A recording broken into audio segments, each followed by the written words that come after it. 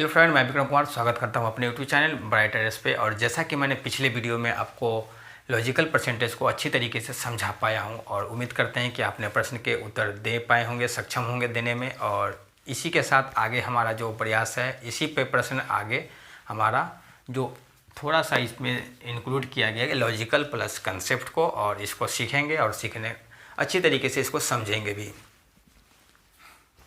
तो हमारा कल का जो प्रश्न में का जो होमवर्क दिया गया था, जिसमें लिखा गया था एक कक्षा में 60% छात्र हिंदी में सफल होते हैं और 45% छात्र संस्कृत में सफल होते हैं और 25% छात्र दोनों विषयों में सफल होते हैं। तो कितने परसेंट छात्र ऐसे हैं जो असफल होते हैं।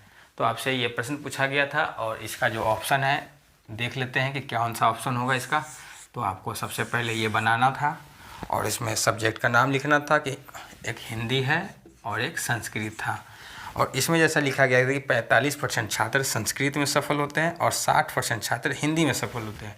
तो 60% छात्र हिंदी में सफल होने वाले हैं और 45% छात्र संस्कृत में सफल हुए हैं।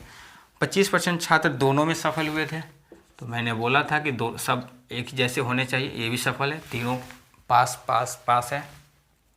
तो कितने परसेंट छात्र ऐसे हैं जो असफल हुए। तो बस यहाँ देखना है कि 60% यहाँ है और 45% यहाँ है। जब इसको जोड़ेंगे तो 5, 10, 105% आ गया ये तो। लेकिन यहाँ पर तो बोला गया कि 25% ही पास हुआ है दोनों में। तो 25% जब इसमें से माइनस करेंगे तो क्या आ जाएगा, 80% छात्र जो हैं वो पास हुए हैं। मुझे कैसे पता कि ये पास हुए हैं, क्योंकि यहाँ भी पास था, यहाँ भी पास था और यहाँ भी पास था। तो इसलिए ये 80% छात्र पास हुए हैं। तो 20% छात्र फेल हुए होंगे, सीधी बात है। और 20% जब छात्र फेल हुए होंगे तो इसका ऑप्शन, इसका होमवर्क का सी ऑप्शन था। और इस प्रकार से उम्मीद करते हैं कि अपने प्रश्न के उत्तर को अच्छी तरीके से बनाकर समझे होंगे।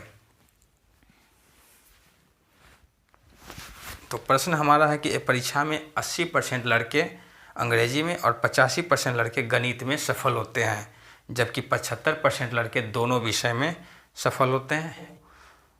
यदि 45 लड़के दोनों विषय में असफल रहें तो परीक्षा में कुल कितने छात्र थे।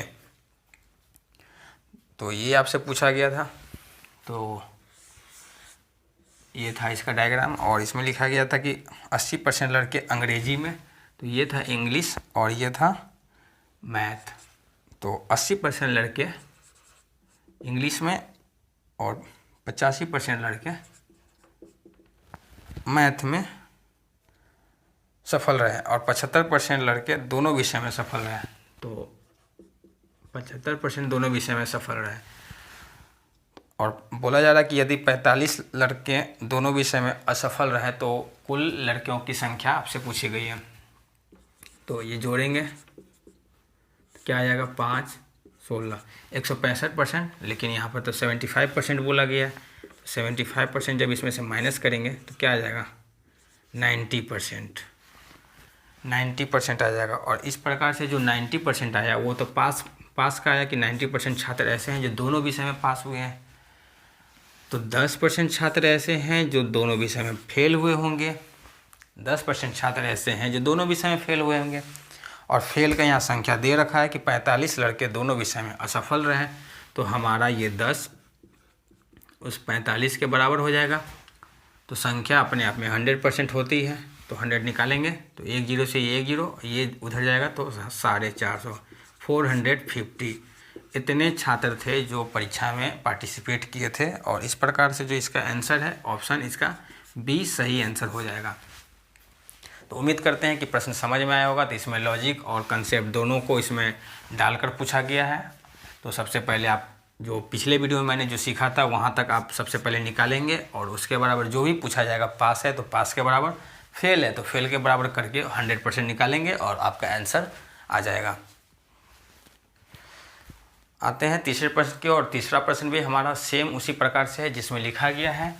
तो सबसे पहले हम इसको डायग्राम बनाएंगे और विषयों का नाम लिखेंगे। इसमें लिखा गया कि अंग्रेजी है और गणित है, ये इंग्लिश है और ये मैथ है।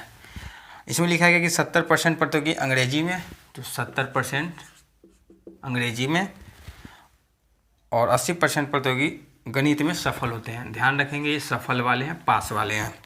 और 10% प्रतियोगी दोनों विषय में असफल होते हैं। तो यहाँ पे तो 10% लिखना ही नहीं है क्योंकि ये पास है, ये भी पास है, तो यहाँ भी पास चाहिए। तो 90% लिखेंगे यहाँ पे, क्योंकि 10% अगर फेल है तो 90% दोनों में पास होंगे। अब इसको जोड़ें, 70 80 कितना हो गया 150।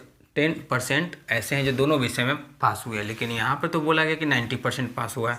तो जब 90% इसमें से माइनस करेंगे तो एक्चुअली में क्या आएगा कि 60% छात्र ऐसे हैं जो दोनों विषय में पास हुए हैं, क्योंकि ये भी पास है, ये भी पास है, तो ये पास है दोनों विषय में। तो आप 40% समझेंगे कि 40% ये फेल है। अगर 60% अगर पास है तो 40% फेल होगा। और इस फेल में क्या किया गया कि 84 प्रतियोगी दोनों विषय में सफल होते हैं। तो यहाँ पर तो सफल पूछा गया, तो 40% को हटा देंगे। तो ये पास वाले हैं 60%, तो ये 60 किसके बराबर 84 के बराबर हो जाएगा। तो 100 किसके बराबर 100% आपसे पूछा गया था कि दोनों विषय में सफल हो तो कुल कितने प्रतियोगी थे जो पार्टिसिपेट किए थे एग्ज़ाम में। तो 100% जैसे ही निकालेंगे तो ये 1 0 से ये 1 0 चला जाएगा, और इस प्रकार से 6 से काटेंगे तो ये 14 बार में, और ये 10 उधर चला जाएगा तो ये 140 हो जाएगा। तो इस प्रकार से जो आंसर था इसका ऑप्शन इसका सी इसका सही आंसर था, जिसमें बोला गया था कि 140 प्रतियोगी ऐसे थे जो दोनों 140 छात्र ऐसे थे जो दोनों भी पार्टिसिपेट किए थे इस एग्ज़ाम में। तो उम्मीद करते हैं कि प्रश्न आपको अच्छी तरह से समझ में आ रहे होंगे। और आगे बढ़ते हैं। और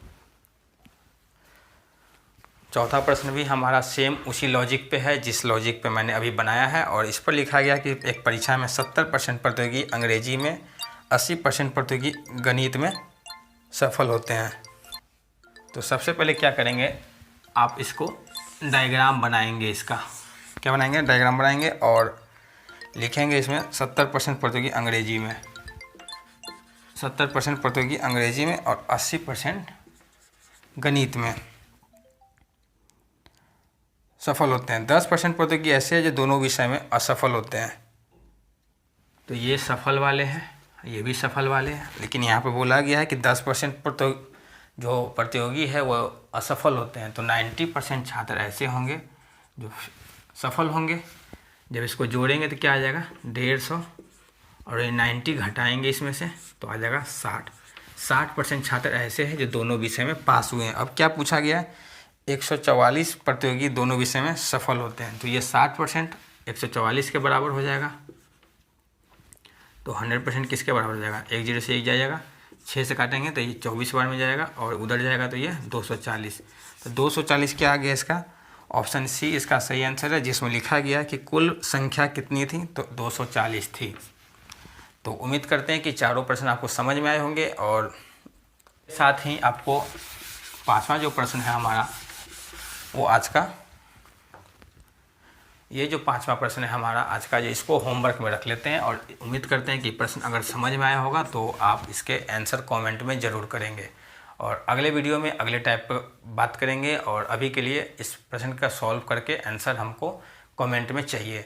तो उम्मीद करते हैं कि प्रश्न आपको समझ में आए होंगे, और समझ में नहीं आएंगे तो इसको दोबारा से वीडियो देख कर समझने की कोशिश करें, और नहीं समझ में आता तो फिर से कमेंट करें और मैं दोबारा इसको समझा पाऊँ। तो चलिए नेक्स्ट वीडियो में मिलते हैं, अभी के लिए धन्यवाद।